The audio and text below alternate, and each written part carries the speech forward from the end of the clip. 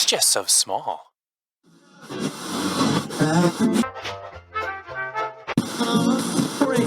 Where it just jettisoned. Hey there, this is the Small Stuff Podcast. My name is Kyle Roebuck. This is the intro. Let's start the show.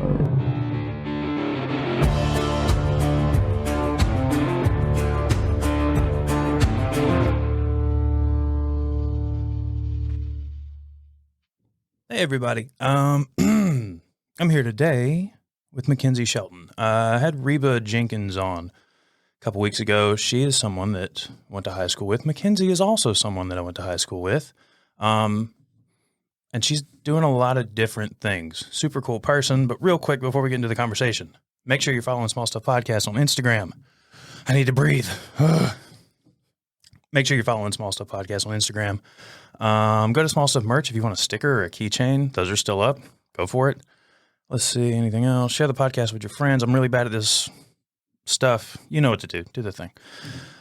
All right. McKenzie, how you doing? Hey, Kyle. I'm good. Yeah? You good? Yeah, I'm good. I've been getting a lot of sleep the last few days because I need it. And so I'm feeling good. Yeah? Yeah.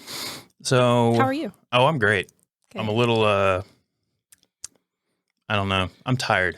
I got up really early this morning. I had to shoot. Oh, yeah, you had an early morning shoot. 5:30. I'm very curious about that. Yeah. Okay. Right. I didn't know you were doing all of the AV things. So I was like, what does he mean shoot? I was like, Kyle's a model now. No. No, quite the opposite. Since you last saw me, I've found about 60 pounds. Oh. Yeah. Cool. You didn't notice? No. Okay. I think you look great. Thanks. Yeah. You heard it here. Thank you. I'm good. I'm a little shaky. Do you need to eat? There's 3 bottles of hot sauce. Honestly, McKenzie, I think you make me nervous. That's okay. I don't think you got nervous until we turned on the recording. Is that true? Yeah, it's weird. I don't know why. Do you know why I noticed that? Because I was raised by therapists and I'm trained to watch everything. Really? I didn't know that. Yeah, my mom and dad. Did you ever meet them? I met your mom, for sure. I met your dad, kind of. Mom. I was at your, her. Yeah, when you did those parties every once in a while. I don't know if you did them every once in a while. I just went every once in a while. Yeah, like birthday parties. Right. Yay. Yeah. Yeah, we had like a bonfire. Met your mom, or met your dad then, and I'm sure I met your mom before that at school or something. Yeah, no, they were both educated and trained as different kinds of therapists. So mom, mom, she's wild. Yeah. She did musical therapy. And so they would do, yeah, right. So that's Shocker. how, yeah. So she would do things that were both physical and cognitive. So it could be like teaching someone to speak again, but it could also be like having them learn to use their hands again through drumming or something like that. But she didn't practice too long because we stayed in this area and that particular discipline was not popping yet. Mm-hmm. But dad is still a practicing clinical psychologist. He works with veterans right now. Okay. Yeah. Wow. Yeah. Didn't know that. Yeah. Interesting. You said you guys stayed in this area. Were you somewhere else before? No, we came to North Carolina when I was, I think I was like 2. Oh, okay. So you've been here. Yeah. Oh, yeah. We've been here. And we moved to Greenville area. We live in Stokes, or they do. But we've been in Pitt County since I was in 3rd grade. So, this is where I call home. Yeah. Yeah. Yeah, I don't think I ran into you until... Probably high school. High school. Because you went to what middle school? You went to Welcome. Welcome, yeah. No, we played orchestra. We did orchestra and sports there. I mean, I didn't do sports in middle school. Or did I? I did. Oh, I did. I did volleyball at Bethel, but we didn't have any sports. So we had to go to y'all to do sports. Right, yeah. And orchestra. Oh, yeah. Yeah, small town stuff. It's amazing everywhere I go. I wonder if that's a thing. Like small, like the whole, like that thing where like this school doesn't have enough, I don't know, resources or just doesn't have programs. Or I guess Bethel's a little different because Bethel's elementary through middle, right? I think it depends on like how many feeder schools it gets and what the zoning laws are and how many rich people have historically sent their kids there and all that kind of stuff. If that last one's the measurement or the, what do you call it? Metric that you measure that by? There we go. I'm smart. I know words. Yeah, Welcome's not a good example either. No, it's not. Nope, didn't have money. But it was so fun that they were named Welcome. Right. It's spelled, I think it's someone's last name. I've never done the research, but it's spelled wrong. It's definitely a person. It's 2 L's. Right. It's spelled right for their family, but yes. not for American Greetings. Yeah. So the last time I saw you, I was auditioning for a short film that you were doing. Do you remember that? Oh my God, yeah. Did you forget about it? I forgot you auditioned, but yes, that was like 'Cause I one of didn't the do it. most fun auditions that I've ever held. Yeah, it was Was fun. it for User? Yeah, I think that was it. Timothy did I- ended up getting it. Yes. It Well- was to play a really creepy guy. Yeah, yeah. I had to. Let me back up a little bit, not to sound braggy. I got it, and I was afraid you were going to be mad at me because I told you no Oh. because I had to start a job. Forgot that part. Yeah. Oh, well, that's nice that you had a job. That's cool. Yeah, I had to make I was upset with myself. Oh. Yeah, we because could I have had to been make a big break. collaborators. in At the our time, early I wasn't 20s. doing this stuff. Or how old was You I? know? Actually, I was 18, 19. Yeah, Really? Yeah, that We was my were- how- freshman year. I was a baby. I was 19 when we did that. That means I was 20. Yeah, That's crazy. yeah. It really was almost 8 years ago. I now. know. It's That's been nuts. a minute. It's been an hour. Wow. Time goes by really quickly. Yeah, it does. We've lived whole lives in the interim. Yeah. Mm. Yeah. I didn't know that you moved out of doing that sort of thing. I mean, and we were kind of chatting about this before we recorded, but Right. just how when you are a creative professional, you're probably going to be making, I think of it as like the patchwork, maybe because my mom's a quilter, but like that artists, we make our money in a patchwork kind of way. Like it's usually that we have multiple streams of income, which is, can actually be more beneficial because if you lose one stream, you still Right. have those others to support you. Yeah. Of course, it comes with the extra baggage of not always having the security that you might get from a more regular job or the benefits. Anyway, Yeah. but so I did lots of different things and I was interested in lots of different things and kind of just wanted to expand my whole skill set. So yeah, I went to school for film and media production. So that was like photography, script writing, loved producing, loved like overseeing creative productions. But yeah, the overseeing creative productions thing kind of was the consistent interest across anything I was doing. Like I had my own things I like to do. I've been songwriting since I was in 4th grade. Yeah. My first song I ever wrote was called Rock Princess. Nice. And it's Is it very good? embarrassing. Is it good? If you go back, is it good? No, my mom says it's good. My sister likes it. She likes me to sing it when we're at parties, but no. You should go back and rewrite it. Like just do like That would be interesting. that would be cool. Yeah, rewrite it would with a be new perspective, interesting. different words, bigger vocabulary. Yeah, I could do a gender neutral royal person. Also, I could just be like a rock royal. Yeah. That's harder to say, but sounds better. Yeah, more Rock royal. inclusive rock royal. Yeah. Yeah, That's cool. there's my brand right there, rock royal. All that stuff you were saying before, like that you were into like when we last saw each other. Mm-hmm. I think all of that is why, for some reason, you make me nervous. Oh, Because because like we have some industry crossover. right, and I didn't realize until you came in here, you had no idea I did this. So all of No. a sudden, this became like oh crap! Now I have to do this well now. Kyle, I hope you know that I don't know what the hell is going on in here. I can see that you have very nice microphones. I can hear my voice in these headphones, and I'm like, these are good headphones. You have stuff on the walls that tell me that the sound is proofed. Yeah. Sound is soundproof. It's proofed. It's sat. I put it in a container. I let it rise. Let it. Sorry. Like sourdough. Yeah. Yeah, I really kind of moved away from like I love documenting things. I love Yeah. that, but it's like it was kind of like what you were saying earlier about if I'm gonna like I can make money doing these things and like living in this world there is demand for it definitely in the video audio world, but I just like wasn't interested enough to keep like the stuff that I was interested in was managing, producing, coordinating. It was like getting the people in the right places. And it helped immensely that I had knowledge about these things. So like, can I run what is that? Canon Vixia HFG50? Hell no. I don't know I know there's an on button somewhere and I have to open it. But Sounds pretty easy. Yeah. Yeah. I think I've touched one of these before, but so doing documentary stuff is a little more rare. I want to keep, I want to start diving more into the documentarian things. Like I want to explore oral histories. Mm-hmm. And I've had ideas for projects that involve different modalities of digital storytelling for a while that I just haven't acted on, probably because I was just out here trying to get a salary. Yeah. But Not a bad thing to be after. yeah. So now a lot of what I do is like administrative in creative things and in the arts. But like I've got ideas cooking for stuff that I want to do, and being in here makes me miss that part of my life. I'm like, oh, I was like, maybe Kyle will take me on as an intern.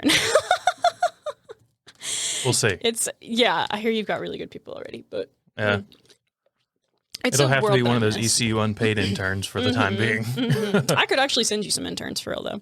People keep telling me that. I'm like before I hired Brighton, like I hired Brighton because he's a friend and he's very passionate about helping. He seemed like I put out a little application. So he seemed. Yeah, I mean he is. I would say he actually. is. Yeah, he's a great guy and he works really hard. Like he's working on this. They've got him and a friend of his, a friend of ours. They're both managers at Stumpy's Hatchet House downtown. I love throwing accents. They have a YouTube channel called Fanatic Now that they just started that is all about nerd things. Ooh. And I use the term with love. Yeah. With love. It's a high compliment. Yeah. When they come on the show and we're specifically like they're going to come over tomorrow night after they get off with Stumpy's. They're going to come over and we'll do like a Fanatic Now, a small stuff crossover. But whenever they come on, it's called Nerd Stuff. And I have a different intro. It's not really a different intro. It's kind of the same intro with different music. But yeah. So cool. Brighton and Josh both edit those videos, but Brighton is working on my stuff. We have we have one other podcast we produce. The other one I think is going to go on hold because I was editing that and put myself right back in the same situation I was in before I hired him. So, yeah, I think Tales from the Shadows is going to go on hold for a little while, maybe till next October. Anyway, Spooky. he works on all that stuff. Yeah, he's a very cool prolific guy. and amazing. Yeah, he's awesome. He gets stuff done on time. He gets stuff, even if it's like, sometimes it's like I know I'm going to record an episode of another podcast tomorrow morning that needs to be done by Friday to go up, and he'll have it done. Hard worker. I know he will. Yeah. Go Brighton. We see you. We recognize your hard work. Thank you, Brighton. Thank you, Brighton. I love you.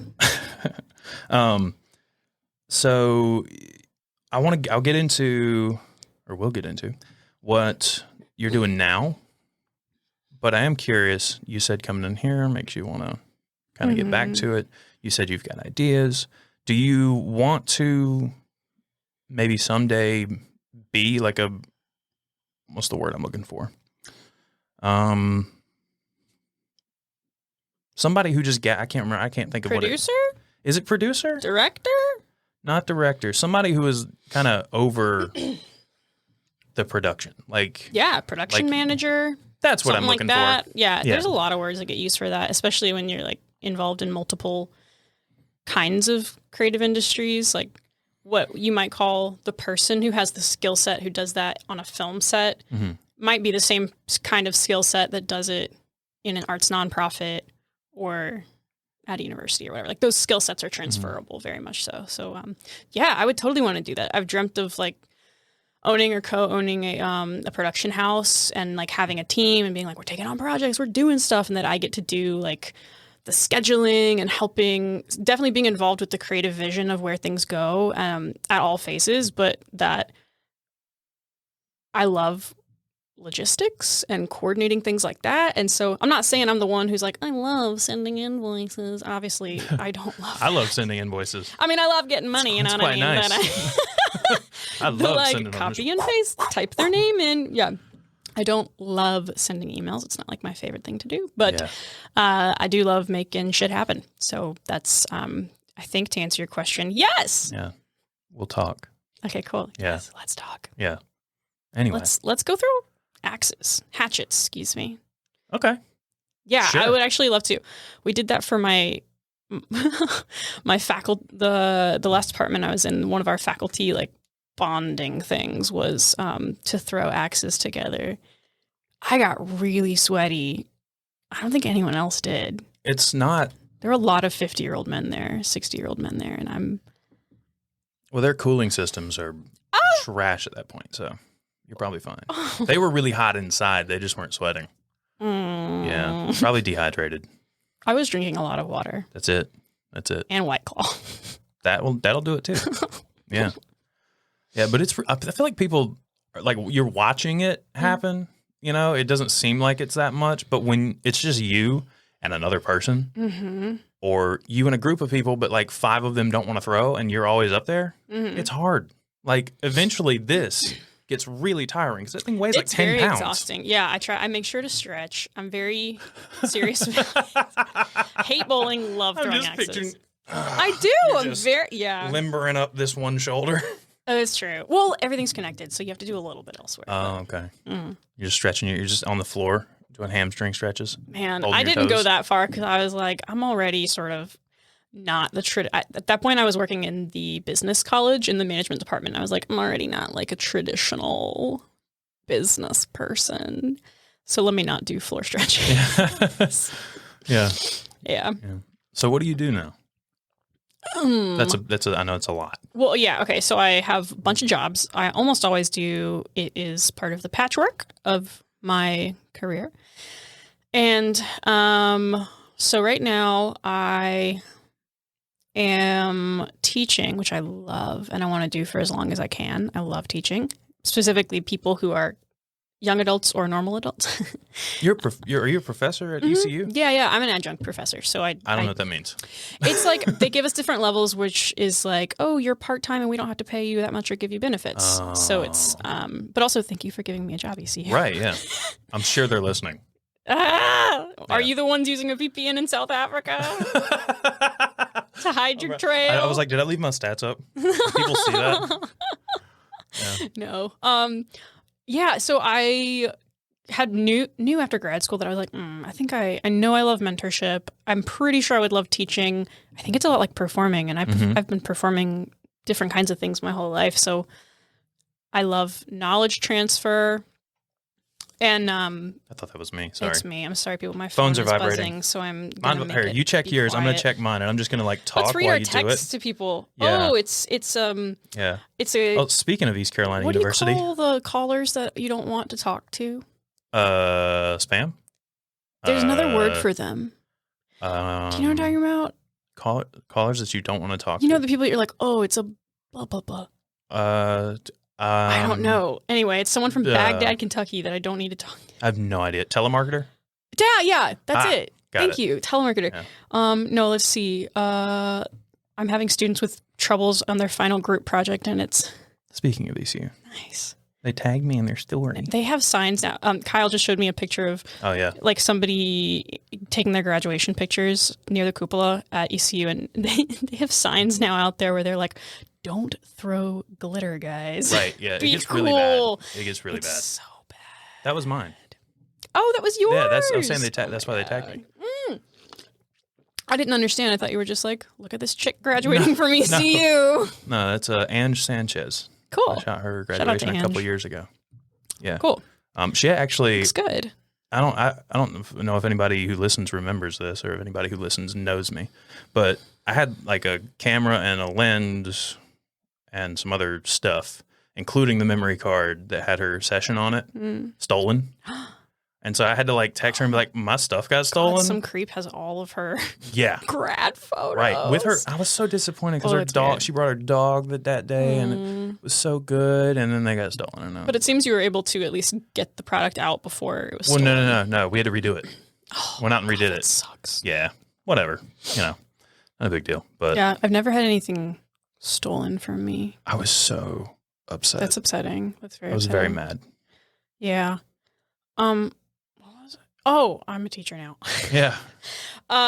So I'm teaching. I was teaching management classes, intro to management. Those classes are big.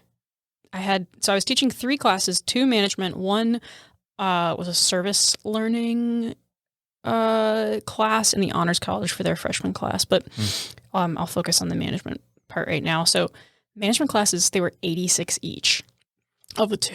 It's like, what? How am I going to meaningfully engage these people in learning material and instruction and then evaluate whether they actually learned anything. Turns out it's really hard Yeah. to do that at a scale like that. I can't imagine how the people who have like the 500 people biology classes or whatever do it. Is it one of like the small, like auditorium looking rooms? It is a smaller auditorium. It's like it was in Flanagan. Okay. It was in Flanagan. It's actually where I had most of my art history classes. So I was like, oh, I feel so comfortable here. Yeah, those were really big. I don't have an attendance policy because I'm kind of like, okay, everyone learns differently. Also, we have other life priorities that aren't just school. So if you need to do something else, that's cool. You also need to like prepare for that and deal with the consequences of it. And I'm not responsible for that. You are. And also, if there's people that just don't want to come to class, like, good, I don't want you here. Right. If you don't want to be here, don't come. Yeah. So like I got a good solid group of people who came every week. Yeah, but I'll get people emailing me being like, I don't understand the blah, blah, blah. I'm like, yep, that's because you have been prioritizing other things besides your class for a long time, and that's now showing. So Yeah. good luck. Do you actually send emails like that? No, That would I'm be great. so empowering and professional, but I'm also very firm. I'm like, no, like today I get emails from people who didn't work on this group project and they had to work on the contract of the project in order to complete the project, which makes sense. Like you need to agree with your group what you're sign a contract together saying this is how we're going to do this job. Very cool. And then if they don't sign the contract, it's just like business. If Right. you don't sign my contract, I'm not going to like, you're not going to get to do the work with me. So I said, no, you got zeros. And yeah, you do have a 31 now. So sorry. Bro, what? Yeah. That's crazy. Yeah. That's a lot. It is. And they've had weeks and weeks and weeks. And I've announced Whoa. it so many times. And it's I mean, just like, I don't want it to sound like I'm not agreeing with you. Like 100% No, it's okay. I do, but it's just like, holy shit. no, and it's really hard. I was like, God, I'm going to have to tell these people that. I'm going to have to tell these people that. But it is what it is. Yeah. And that's the terms I set out. Mhm. And if you don't do the terms, you don't get nothing. Yeah. As someone who's been performing your whole life, essentially. Yeah. In a situation like that, and this is why this came up, I would feel as though, who the fuck am I to tell these people, sorry, you're failing now. I would feel like that, even though I am the professor. I'm here. I'm the one in charge. I put the rules in place, and you have to follow them. I would feel imposter syndrome heavy. Yeah. Do you get that very often? Most intensely the first month of the semester. And it still definitely comes up, particularly because I'm at an institution where I'm very young. I'm 27. This is an institution that I have a long relationship with. So I teach my management classes, but then the class I teach in the honors college, I team teach that with 7 other professors, Oh, some of which were once my professors and are now my colleagues. And so that's cool. it's cool. It also, like, part of the imposter syndrome that I sometimes get into is like, how can they possibly not see me as a baby? Yeah, as a baby. Yeah. But it really is, it's just psychological work on myself of being like, it literally is my job. It is Right. my place to tell them this is to outline the terms. And I do owe them communicating about it, holding them accountable, apologizing if I mess up. And I'm teaching management, so I'm like, we go over this all the time of like, this is what it is to be a manager. I'm managing you. But yeah, the first 2 weeks were hellish mentally because I was like, what am I doing? What's going on? Right. Why did they imbue me with so much power? But I did kind of get to a point where it's like, I've got to own this because if you don't, I would get trampled. And I don't think I was ever quite at that point, but I mean, At some point, you got to buckle down and like, yeah, just fake it. yeah, You're not really faking it, but it feels like you are. yeah. It's like it's something, a process I think of like there's like when you have a belief, let's say about yourself, if it's something that it's not a belief you held before. Like, let's say you've always had really low self-esteem and you are trying to head toward a life where you do believe that you have value and a lot of worth. And so I kind of think that there's a process that happens where in the first phase you cognitively believe this, and it's something you tell yourself over and over and over and over again, and you start trying to practice it physically in your life, so that eventually it'll kind of like sink into your bones and your muscles, and at that point it becomes an embodied belief. Right. And when a belief becomes embodied, that's when it's almost like muscle memory. Like that's when it's in your blood, it's in your veins. Like if I keep telling myself that this thing is going to happen and I start acting in the world like it's true, eventually it'll become true. That's, I think some people call that manifesting, but like, yeah, it's embodying. When beliefs become embodied rather than cognitive, they sink in. That's good. And That that's was my put very story. well. Thank you for listening to my TED Talk. Yeah. I did give a TED Talk, actually. What? Yeah. That's cool. It was so cool. Where? It was at ECU. It was at ECU. It was, they did a Can I TEDx watch it? talk. Yeah. What? That's on my YouTube. I think it's definitely on my website, McKenzieShelton.com. Hang on. MCK, not MAC. Keep talking. I'm listening. What were you? Yeah, it was okay. So in grad school, I'm very interested in arts and how to make art things happen, but I'm also really interested in how arts affect economies and social situations in small towns. So like, because I grew up here. I was always involved in the arts. So I basically became fascinated by arts-driven economic development and the economic and sociocultural impacts of arts-driven economic development. Look at that. There it is. There's my TED TED Talk. 2018. I'm going to watch that later. Yeah, so that one was about using arts-driven economic development to acknowledge and make up for past injustices. And so in that one, I was talking a lot about the Sycamore Hill Gateway Plaza that has now been constructed and launched as part of the African American Cultural Trail. Right. And then also I was talking about the building of the 10th Street Connector and how it can potentially split. Like, this is the black side of town and this is the white side of town, and money goes there. And Potentially. Potentially. I'm being gentle. No, it does. Yeah. It for sure does. It was, people can say all day long that was built. And in part, it probably was. I would honestly, I'll give them some credit. I'll give them 60%. It was for quicker transportation to the hospital. That's fully what it is. But bringing people, because it connects to 264, like people come in from 264, they shoot straight over to the center 40%. city. We'll call that 40%. I think that's like the core reason was to shoot tourists into this center city, but like it's very... It bypasses the historically black communities, and then, which they're actually having in West Greenville of like a renaissance of some businesses. They've got a couple cool things going on. I went to a pop-up from NC Civil the other day and was listening to Jermaine talk about it. Was that Coffee and Spice? Is that? Yeah, Coffee and Spice is over there now.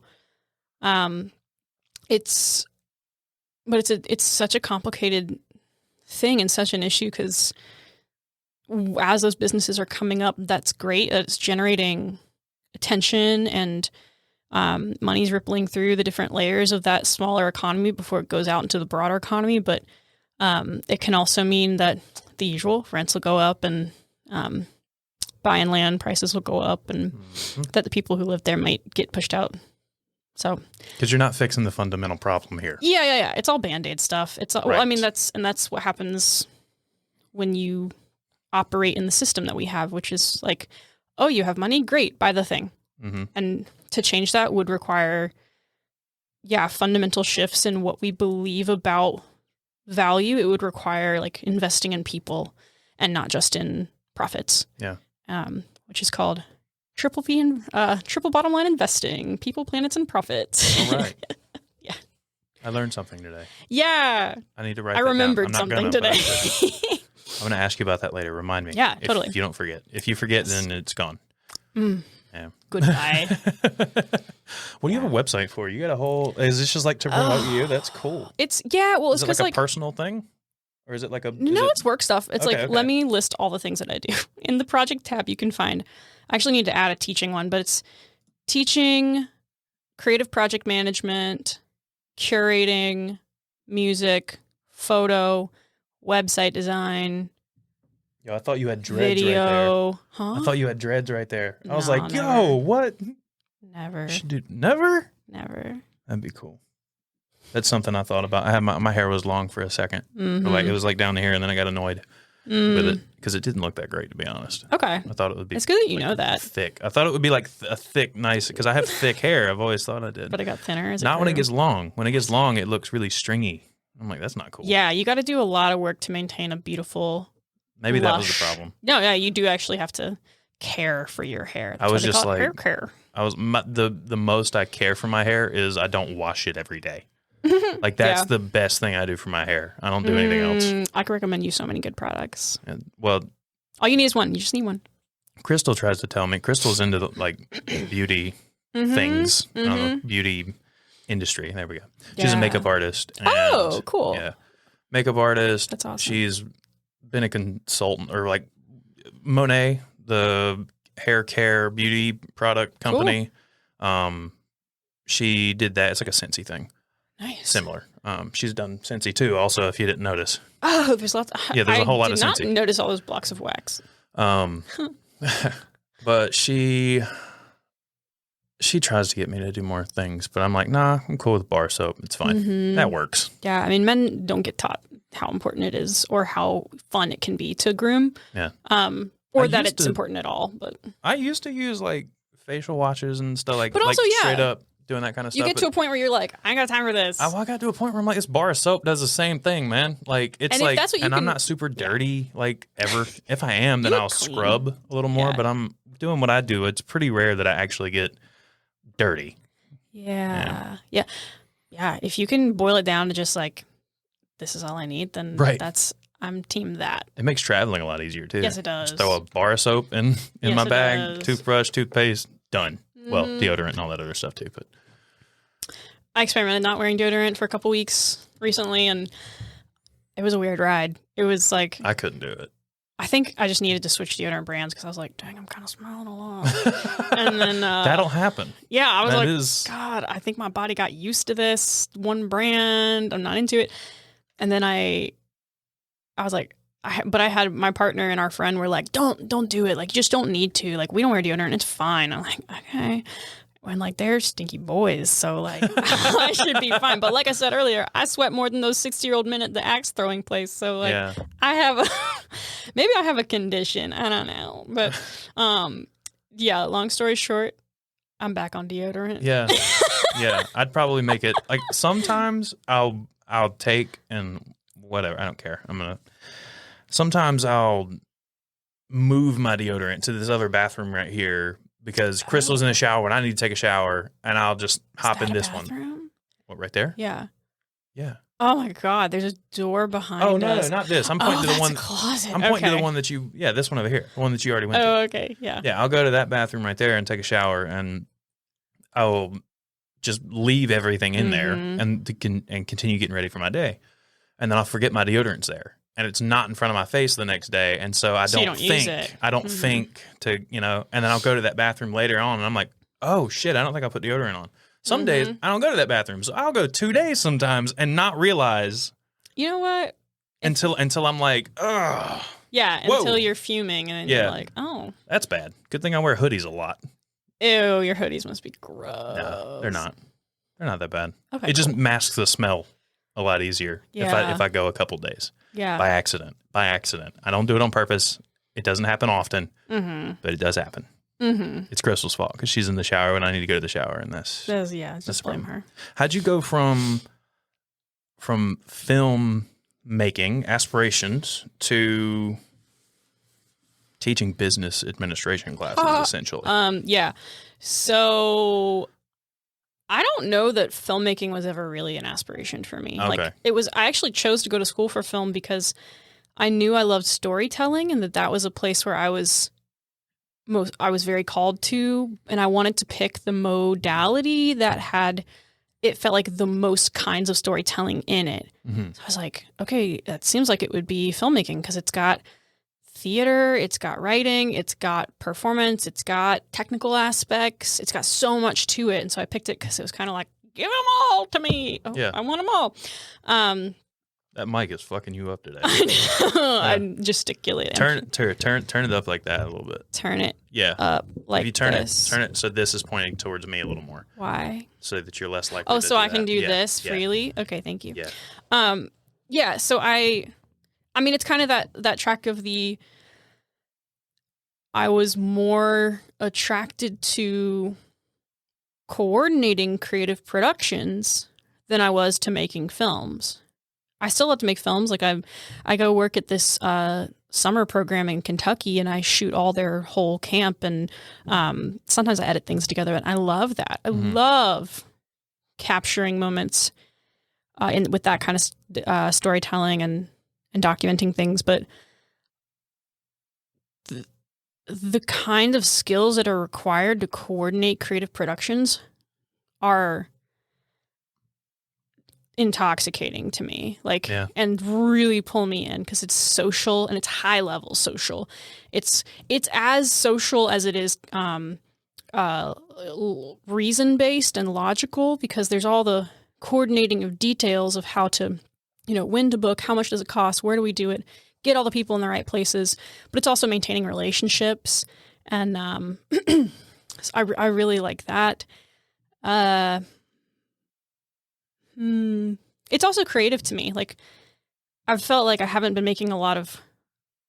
No, I haven't. I haven't been making a lot of art objects or a lot of art songs, that kind of conceptual Tangible. art. Yeah, I haven't been making a ton of tangible artwork, but I do consider designing courses very creative, and I consider coordinating, managing, and curating events to be very creative also. So it's just like an art. It is art, but it's an art form that's like up in the social brain sphere, Right. and the interaction sphere, rather than here's my art object. Both very, very valuable, and in fact they fit together, which is really cool, and becomes its own art, because art is life. Yeah. Life is the art.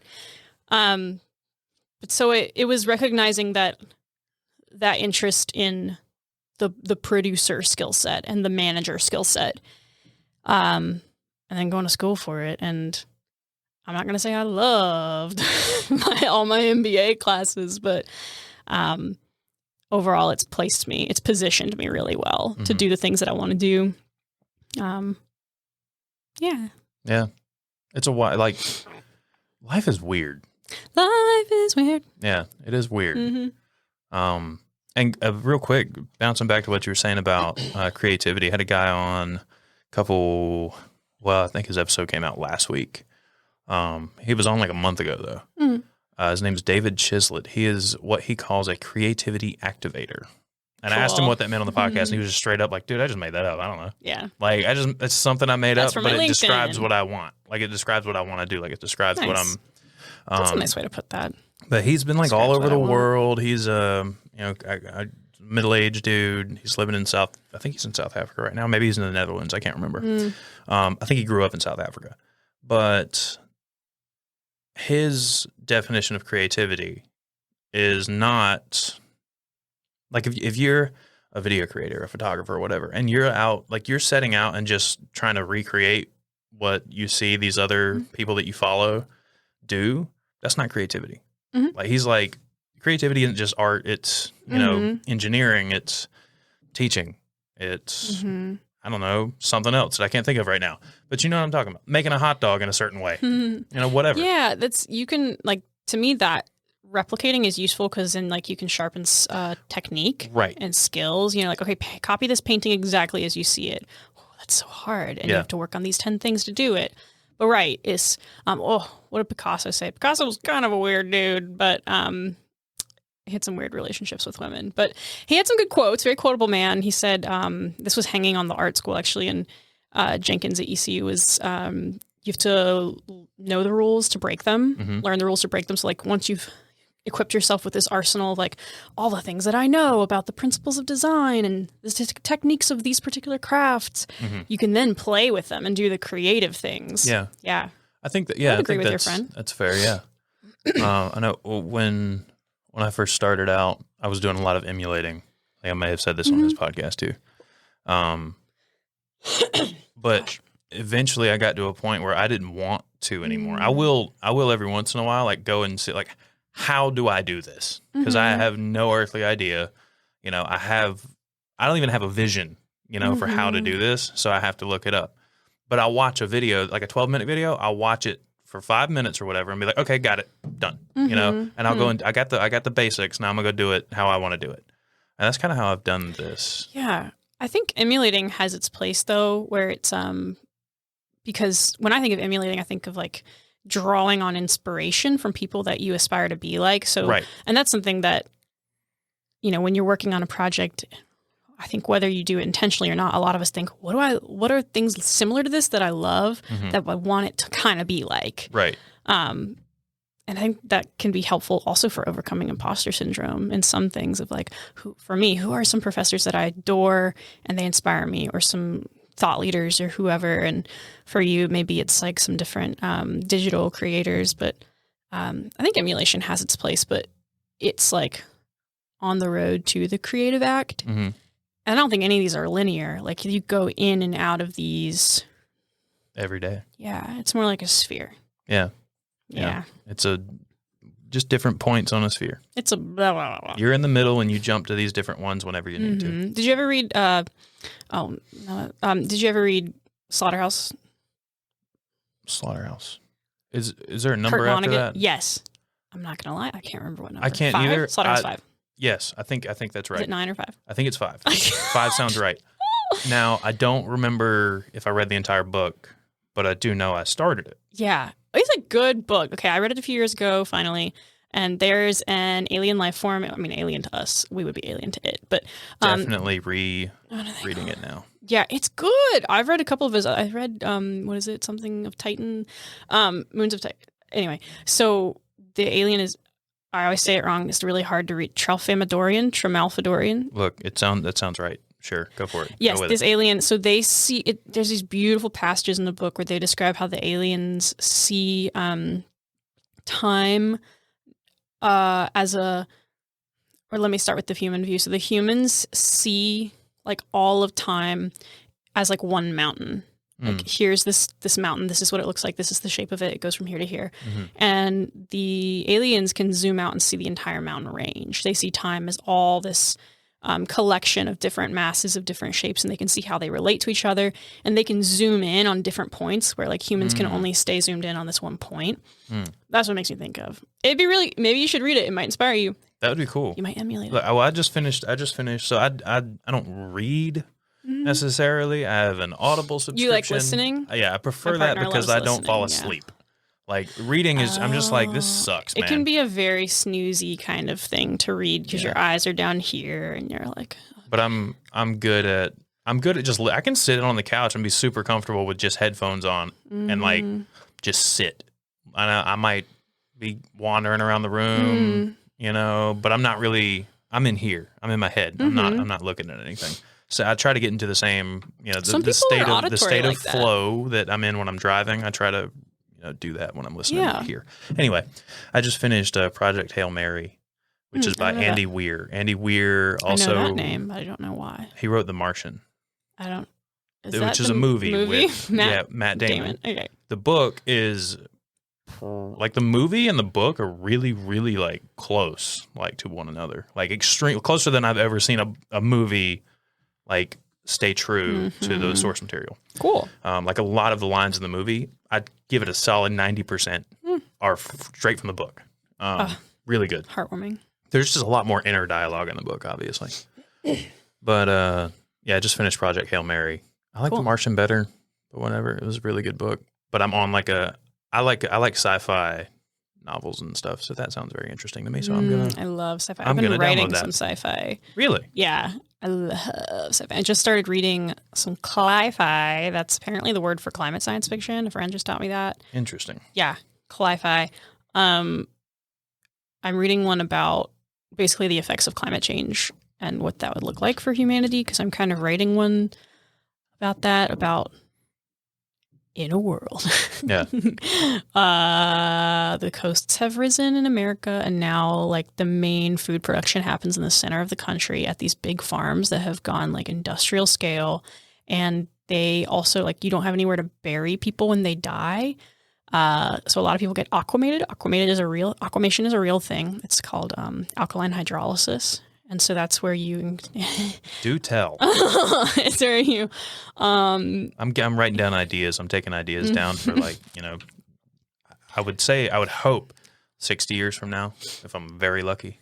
yeah, you'll want to get aquamated. Yeah. It's the most eco-friendly thing to do. I Yeah. wanted to just be buried. Like, why can't I just be careful about what you're buried in, because it's and that they don't put formaldehyde in you. That's what I want. I just want to. I just want some formaldehyde. No. I just want to be taken. Like, I'm dead. Take my body, put it in a box, not treated wood. Just put it in a box. Yeah. Something that's gonna rot, and put it in the ground. It's stuff like a basket or like a Like, very bro. like the very simple untreated wood, and just put me in there. Why does But it so have imagine to that we've run out of space because now stuff is all covered by water. Just burn me.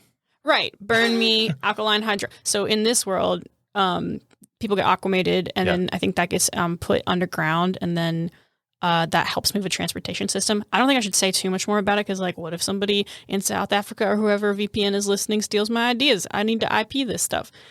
Anyway, Well, I mean, I think you're good. This is putting it down. Like, we can say right here, you can't steal this. This is when it copyright was said. 2021. Right, McKenzie Shelton. Yeah. McKenzieShelton.com. Yeah, so it's alkaline hydrolysis, as I understand it. I still have a lot more reading to do about it and learning, is where it like rapidly increases the natural decomposition process. And so I'm pretty sure you get liquefied. It's a real thing. It happens now. You just decompose to sugar. Whoa. Yeah. Just like a gel. I don't know the exact viscosity of it. I would love to. Western Carolina has a body farm. No, sorry. Huh? Has a body. Is it a body farm? What's a body farm? They study decomposition for like forensics and criminal investigations, different Oh. things. So It's just bodies like. I think just like out in the field, dude. That's how I imagine it. It's probably not exactly what it's like, but I hope not, because that whole town is going to smell like shit. oh, like- maybe so.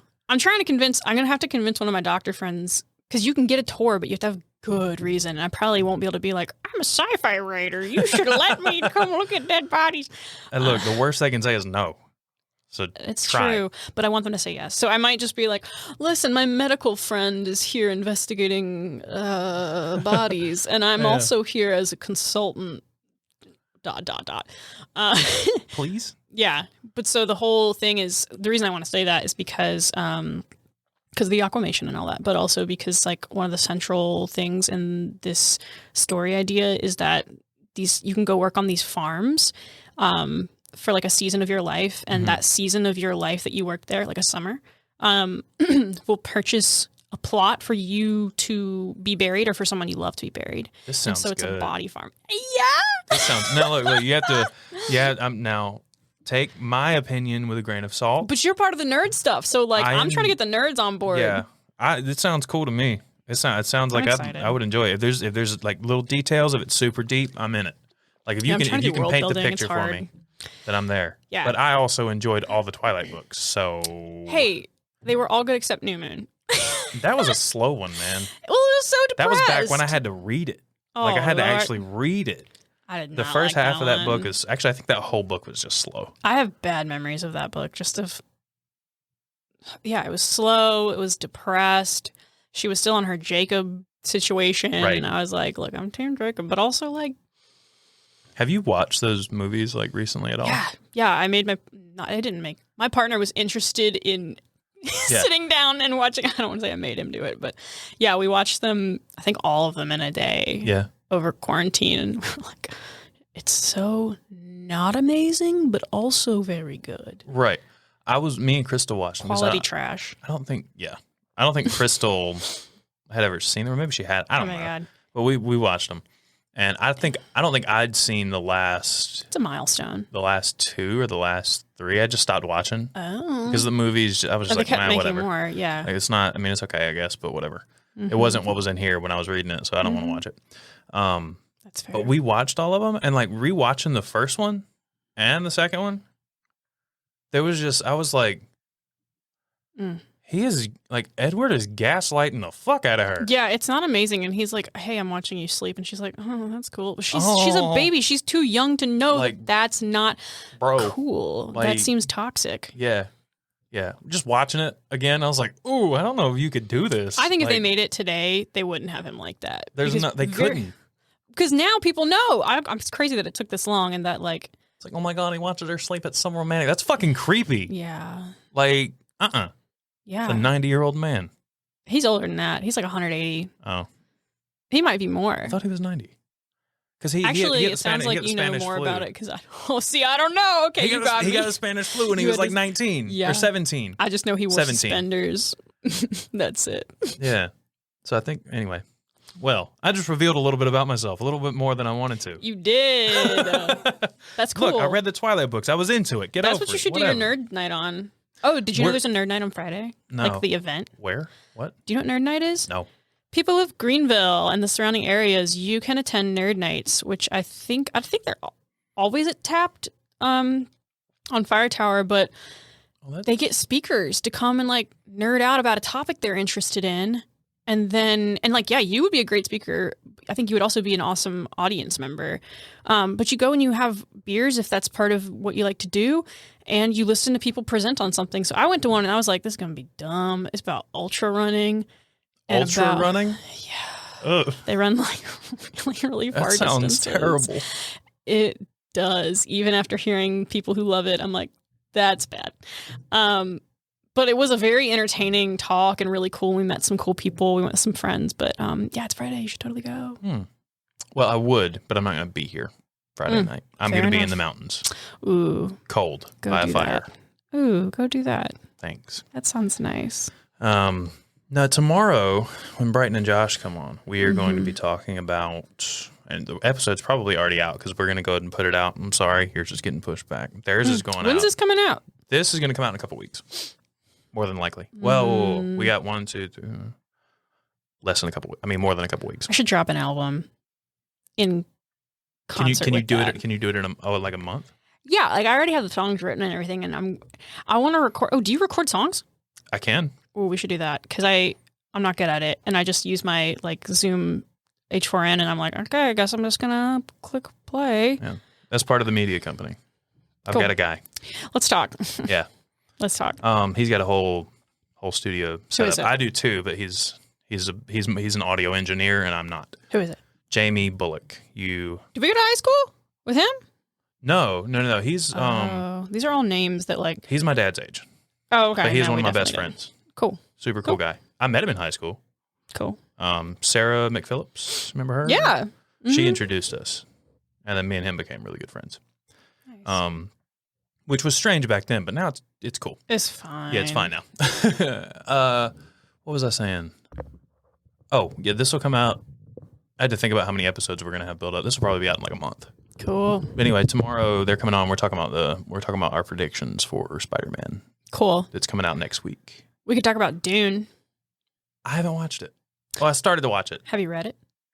No, I mean, I listen did. to it. I did both of those. I tried to do both of those, and I was like, Yeah. I'm kind of bored. It was a lot. I probably need to go back and long. try to watch It's long as or hell. try to listen to Dune because I've heard it's super good, but it's like, whoa, it's so intensely dense. It feels. It's very, like it's definitely, you either have to already be into or discover that you're into like high political drama, like very political, lots of interesting anthropological pieces as well with the Fremen. But I didn't know I liked all that. I've read other books that were dense like that I was like, no, I'm not doing this. And then I got into Dune and I was like, I think it had the right mixture of spiritualism and like aristocratic drama and sci-fi.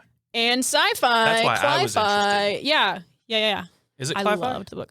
I would think so. Remember, I don't know anything about it. I'm super new to the concepts of. I didn't know Cli-Fi was a thing until a few weeks ago when my buddy was like, "Here's what I think you're writing Cli-Fi." I mean, it sounds like some shit somebody just made up to specify a certain type of sci-fi. Yeah, it's a subgenre for It sure. probably wasn't a thing 3 years ago, so I don't feel too bad.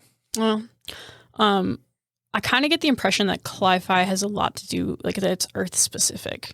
Yeah. And I think Earth is, I'm not even I don't think that Earth is ever referenced in the Dune. I think the Duneverse is not, I don't think that Earth is necessarily or even part of it. It might not be mentioned, but I guarantee you, just based on what I've watched, most of the concepts that come from, I'm assuming, climate change or climate alteration or whatever, isn't something about the spice harvesting is fucking up their environment, right?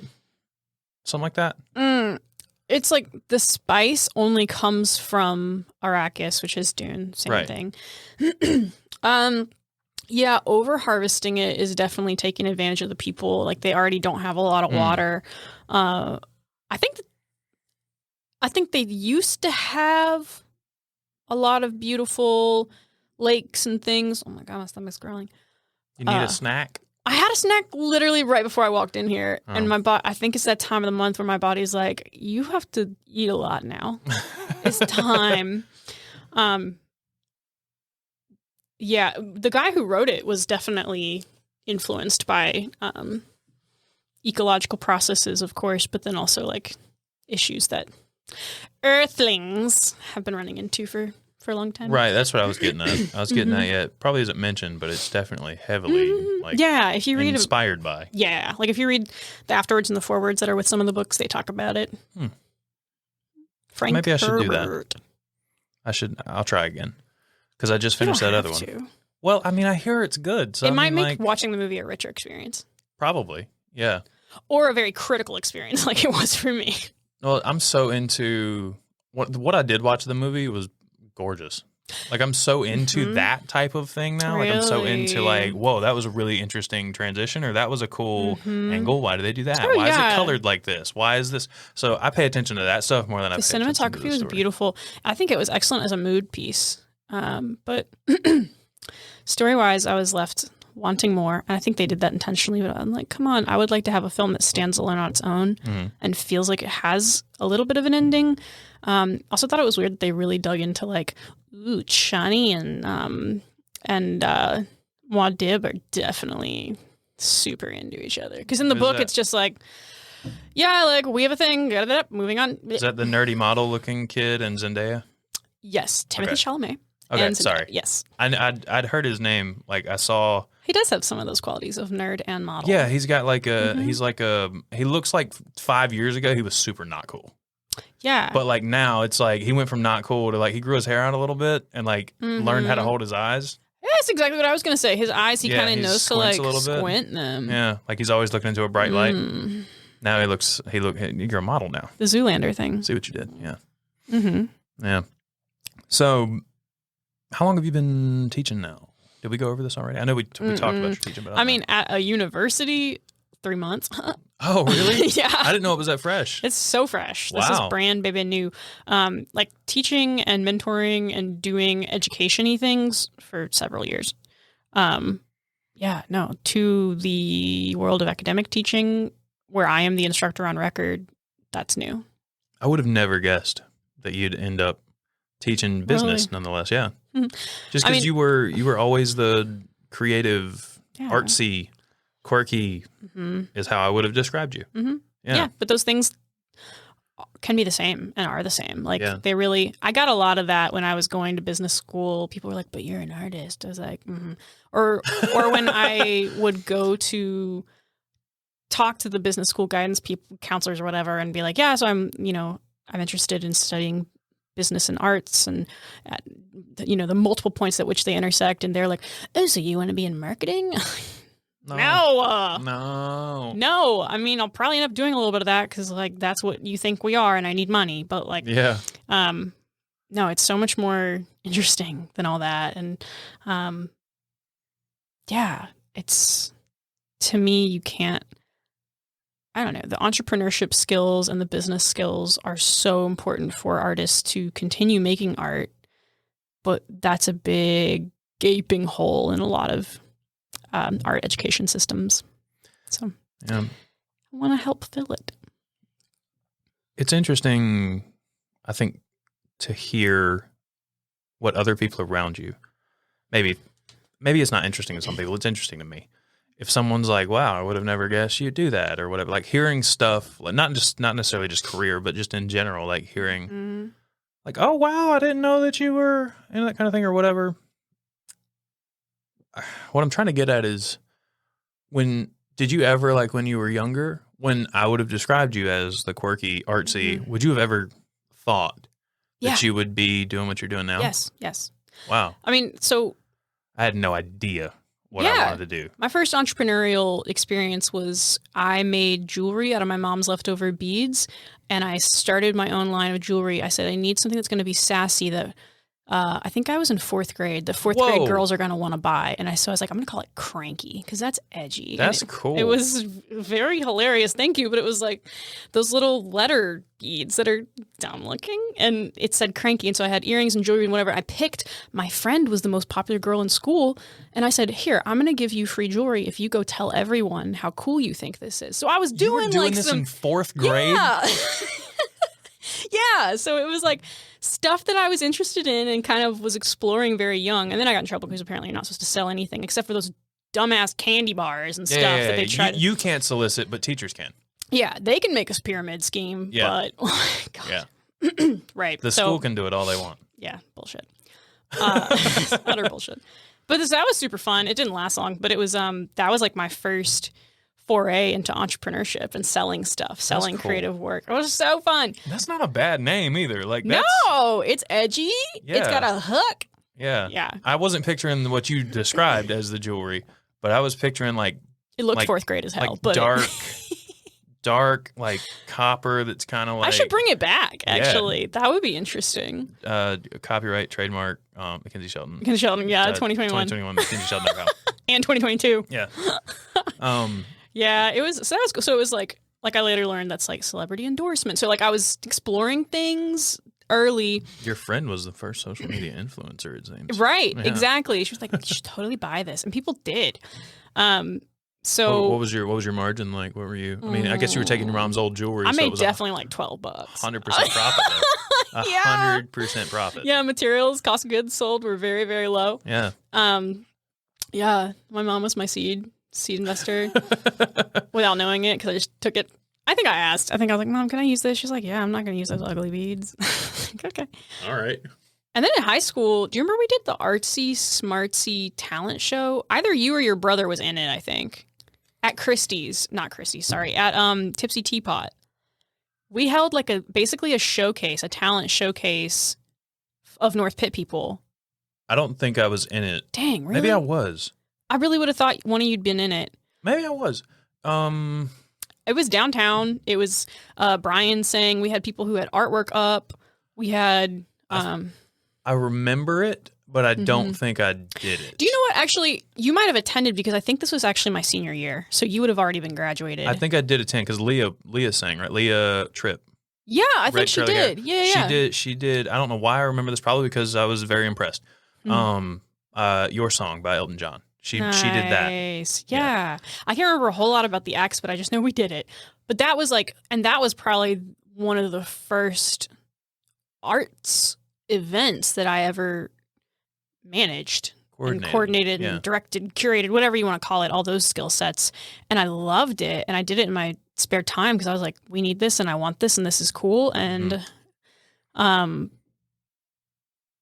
yeah, so things like that, I look back and I'm like, yeah, no, that was always there for sure. But I don't know, people get real siloed in their thinking about like, oh, you're an artist. It means these things. And, perception, like we think things mean one thing, but, I think that's why you have things like these conversations to learn more about what else is going on. And like there's all these really cool, beautiful things going on in your life that I didn't know. And I think that's amazing. And let's talk about me more. Let's talk about you. Yeah. Yeah. Actually, I am curious about one of your tattoos, or actually all your tattoos, but. Okay, shoot. I'm curious about the small stuff tattoo and how that's connected to, I'm assuming it's connected to the podcast name and like a philosophy of life. Philosophy of life, yes. Cool. Indirectly connected to the podcast name. Okay. So, buckle up. Okay. You didn't go to Welcome, so you probably did not know orchestra. this teacher. You may have known him, but Ed Scanlon, he was a science teacher. Ed Scanlon was he gave me that very simple and probably extremely I thought you were common. going to say he gave me this tattoo. He gave me this tattoo when I was 14. It held up really well. Yeah, that's some good stick and poke. No, I was a very anxious, worrisome, not worrisome, but like worried kid. Creative types often are. Yeah, like I was very insecure and battled that for a very long time. But growing up, that meant I was always worried about dumb shit that did not matter. In the grand scheme of things, it mattered to me very much in that moment. But in the grand scheme of things, whatever, dude. You're not gonna remember this, or you're gonna look back and think it's funny, or whatever. I was freaking out about. I think it was just me and him in his classroom. Class was gone. I was freaking out about some homework or a test or something I wasn't happy with. Either I thought I was going to fail it or I failed it. I don't know. I don't remember exactly what it was. All I know is I was on the verge of tears. And, well, I'm sure I was. I don't really remember, but I'm positive I was, because that was usually the case back There's then. bad feelings connected to that stage of the memory. Yeah. So probably in an attempt to calm me down, because I was about to be a crying kid in his classroom and he was the only one there. He asked me, "Do you know what they say?" This is always weird for me to recite, just because it's like a weird back and forth thing and it's so corny, but it meant a lot to me at the time and still does now, obviously. He said, "Do you know what they say?" And I was like, "No." And he said, "Don't sweat the small stuff." And I was like, "Okay, cool." And he was like, "Do you know what else they say?" I was like, "No." He said, "It's all small stuff." Right. Right. Yeah. And it's a super, I'm sure it's common, like a common saying, but I had never heard it at that point in my life. And for some reason it stuck with me. I don't know if it actually calmed me down in that moment, but I remember that vividly. And you've probably called on it many times since All then. the time. Right. And that helps. Even last week I was going, it was rough. Like I was having a really bad time. Yeah.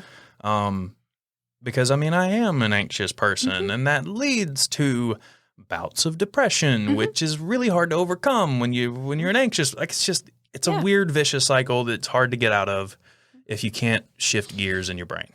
Right. And that helps me shift gears. Seeing it on your arm, I saw that it's all small stuff, and even in that moment that I read it, I was like, huh, like that's such a nice reminder. It I needed really that. is. Like it's all, it is all small, even up to you're about to die. All right. That's it. You've done what you can do. If you can prevent it, go for it. If you can't, worrying about it's not going to stop it. I guess it could, but if if you worry, you know what I mean? Like if you're worried about dying and you're able to stop it, you will do it. But if you've gotten to a point where you've exhausted everything you can and you accept it and you sit back, then guess what? You get to be peaceful for the last few seconds, minutes, hours, days, whatever.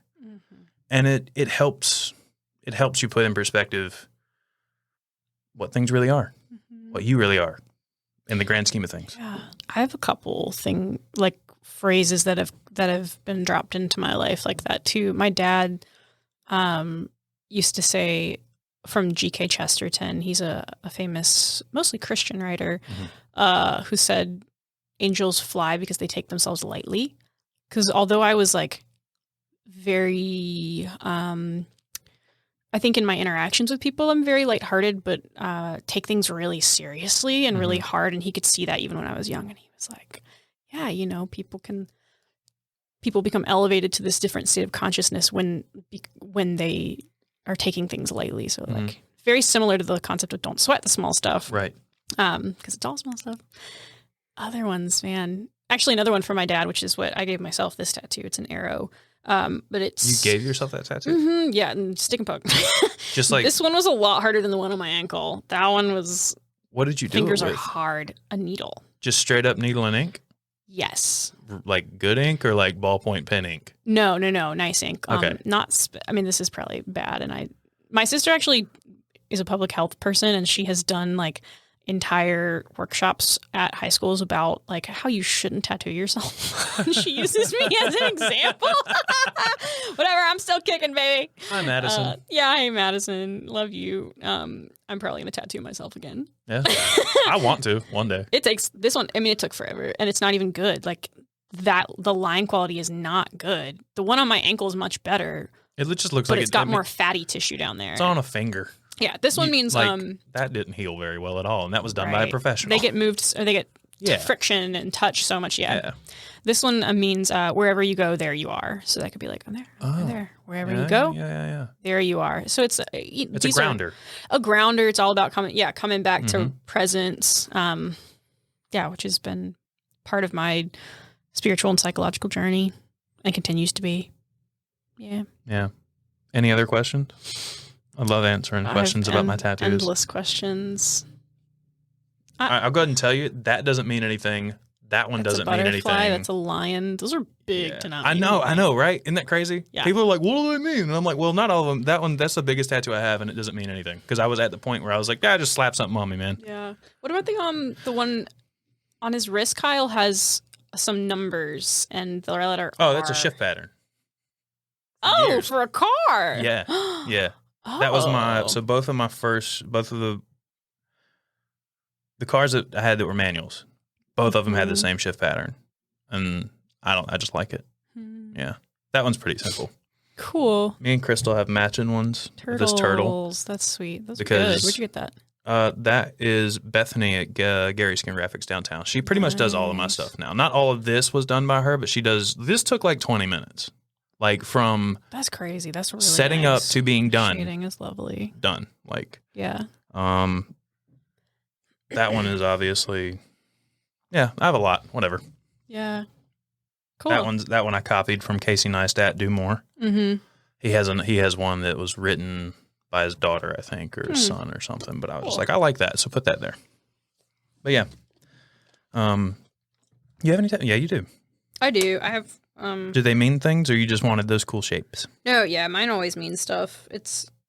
I like me. I literally asked you if you had any tattoos after you just told me. You showed me the one that you gave yourself. I pay attention. I'm a professional. You are. Clearly. Hey, your mind's going these ways. Mine is too. That's what conversations are. Yeah. Yeah. Especially this kind where it's unscripted and it's not like, oh, we're going to be hitting these topics today. It's just come in. Yeah, we're just talking. That's what these always are. Sometimes it goes well, sometimes it doesn't. Sometimes it just goes off the rails, and it's just like, well, if it goes off the rails and it keeps going, then it's fine. Yeah, I that don't seems care. fine. It goes off the rails, hits dirt, and slows down. I'm like, all right, let's get back on the thing. Yeah. Speaking of that, music. What are you trying to? Are you trying to do something? Like, are you trying to further that, or is that just a creative outlet for you? It's mostly an outlet. Because you're really good. Thanks. I don't know if go to McKenzieShelton.com. Come to a show. McKenzie can sing her ass off. Thank you. Yeah, you can really. Thanks. Yeah, you can. But you play guitar too. Do you play not piano? Good, but yeah, you play enough. Enough to get by. Be able to make more money just playing with me. Yeah, and get by. Right. Yeah, I want to play with a band though. I had a band very briefly in college, and I loved it. And singing is so much more of where I like to express myself and explore and push myself. And guitar is I do it because I have to, because it's easier to schedule just me for a gig than multiple, 6-piece band. Yeah. Yeah. We're all getting $20, guys. Oh my God, it sucks. I know. So it's okay, I could make $250 off this gig or $25. Yeah. It's pros and cons of having a band versus not. You really have to. Yeah. I mean, it's similar to being employed versus being employed by someone else or whatever you're doing. Yeah. Yeah. Yeah. So it's but I'm kind of getting to the point where I'm like, all right, okay, I have other streams of income for my joy and pleasure of music. I would like to start playing with someone. So I'm looking for a guitarist. So people out in the ether, if you are a guitarist who would like to gig with me, send me an email at McKenzieShelton7@gmail.com because I need to find people to play with. Yeah. You're looking for somebody who's super skilled, or you're looking for somebody who can play an acoustic guitar? I would like if they were. I know that's a weird question. it's hard to gauge skill level just off that. So I prefer acoustic. I would like for them to be skilled. I don't know what super skilled means. I need them to be better than I am. I mean, like, can you play? Like, do you want somebody who has the? Yeah, of course you do. You want I the need best someone you who can can do get. bar chords because I can't. I can't either. I capo everything. Capo Yeah. and transpose, baby. Yeah. Yeah. No, I know like 12 chords, and I would like someone who knows more than that. Or Yeah. there's like some songs that are just too complicated for me to play that I really want to play. Like I really want to play Tears Dry on Their Own by Amy Winehouse and First Time Ever I Saw Your Face by Roberta Flack. There's just like 2 chords that are a little hard for me to hit, but those are all songs that I have so much feeling for vocally that I would love to just be, if I could not have to worry about guitar and just let my thing happen vocally, that would be incredible. Yeah. But so like, I think I could have done it for a career and like, but I could have, and I'm like doing it very, very, very lightly on the side. And if I got a band together, I would love to gig around and do stuff. I think we would have such a good time. Like I think we would have a blast, and I want to do that before like the settling down part of my life happens, you know? But I just had other things that I was interested in and could make more reliable money off of. And I wanted to still like have it be predominantly a space of enjoyment and not so much a space of that I associated with working. You have to do it, and it becomes work eventually. Yeah. So I keep it sharp. Like I've been playing like 2 gigs a month since I got back in August, and that's been really fun. I like the smaller gigs. If I have a band, I would like a bigger gig, but That's really good. That's pretty consistent. That's I mean, I know it's not like, you know, full-time musician numbers, but 2 gigs a month is still a lot more than it's perfect for all this other shit I'm doing. I ever did. I never did 2. I mean, yeah. I did like 2 gigs a year. Most of it was just me like trying to record songs and stuff. Right. Yeah. The recording is where I'm not so strong. I can help you. Thanks. Cool. Yeah. No, I love singing, and I would really like some collaborators so that we can hone our crafts together. I think that would create more freedom, and I'm just kind of at the point where I'm like, I don't really want to get better at guitar. Like, yeah, same. Yeah. I don't really want to. The level I play at now is the exact same level I played at my senior year when I learned. Actually, I'm a little better, but not by much. Right. Like senior year to sophomore college was kind of like the growth, and at sophomore year college, I was like, all right, I'm done. I can't do. I'm not good at bar chords. My fat meaty fingers aren't strong enough. I guess. have tiny baby fingers, and I guess they're not strong enough. I can't do it. Like I don't know if it's just I didn't feel like I was like you tell me I can just move this thing around and it'll change the key and I can just play the chords that way. Capo. Yeah, love a capo. Yeah, I'm just gonna do that. I'm not gonna. Who needs bar chords in the middle of a song? Whoever needs that. Certainly not me. Yeah. Yeah. I'll just slide that capo down real fast and slide it back. No one will notice. Love a capo. But yeah, I think. I've had a few full-time jobs in the past couple years. This year is actually my first year without a job, quote unquote, just doing what I do. I've been very lucky, and I've done okay. Before that, my full-time jobs were, as far as I was concerned, they were just a bankroll. Like I didn't see those as careers. Now the last one I had, I was like, I mean, I could do this. Like I'd be okay doing this if everything else fell through, but I don't really want to, you know. Yeah. Like I'd be okay. It's kind of fun. The people are fun, but I don't want to do this for the rest of my life.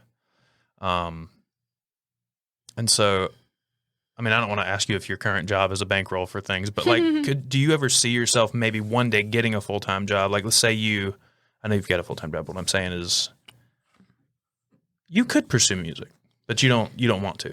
No, I mean, because you've got the finances to do it now. You could do more gigs. I'm assuming. I'm making a lot of assumptions, but I could do more gigs, but I really think I'm at the stage where I need collaborators. And so have I taken the step to just post on Facebook and be like, yo, I'm hiring collaborators, who wants to work with me?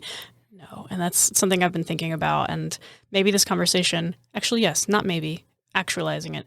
This conversation will be the impetus to make me do that in the new year, that I will get together at least a guitarist to do shows with me. Get together one guitarist. I am gathering a single guitarist. That is all that I need. Yeah. Yeah, but I would love to have Guitarist and then a banjo player. That's That's I love it. strings. Mm-hmm. Yeah. I love strings instruments. Mandolin too. Love a mandolin. I wanted a there was this thing I saw I couldn't find. I mean, I think I might have found one. It was super expensive. It's basically a banjo but with guitar strings, and it's tuned like a guitar. And I was like, That sounds that's the ticket, because I know how to play a guitar, Right. And I can play You a want the guitar voice that of the banjo. sounds like a banjo. That sounds cool. Yeah. Ooh. It was I'm just like a looking to thick that. neck banjo, basically. Cool. Yeah. Thick neck banjo. Yeah, thick neck banjo. Well, do you got anything you want to leave people with? Kind of putting you on the spot. I mean, I always got stuff to say. Follow your Yeah, I dreams. wanna Follow leave your people- heart. Right. If you follow your dreams, make a plan. And Yeah, I'm if not good you're at not that. sure how to make a plan, Google it I do a lot of that. and talk to your local small business center and interview people who are doing something even sort of like what you want to do. Yeah. If you're thinking about going to school or you're in school, figure out ahead of time exactly how many loans you need to take. And it's just general life advice from me. And do the loan counseling early so you can figure out when you need to pay those back and how much it's going to be, because that will dictate how much money you need to make. Student loans are a bitch.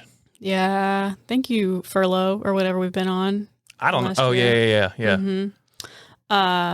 Other things, we have until, I think it's like December 15th. The Alexander Performing Arts Series at ECU is selling tickets for crazy cheap. They're $100 for like 5 different amazing shows. Not Whoa. $100 each, just $100 for all those Yeah. shows. And they're high level. We've got a really cool, crazy Spanish opera coming in. Not opera like fancy, like cool, almost circus-like. Yeah. We've got a really neat a cappella group. We've got incredible dance troupe that's doing some wild things. We've got, an illusionist, like really great acts spanning a wide variety of different kinds of mediums. It's only $100. It's like, just do it. Well, I hope if you're in Greenville, you already did that, because this will come out in January. Yeah. Oh, yeah. Well, you can buy individual tickets for them as well. They're like $35. So Okay. I got you. Okay. If you like consuming live performances, you should totally do that. Also, look me up on Facebook, and you can come to one of my gigs. I'll sing you a song. What I was would your love to website meet again? you.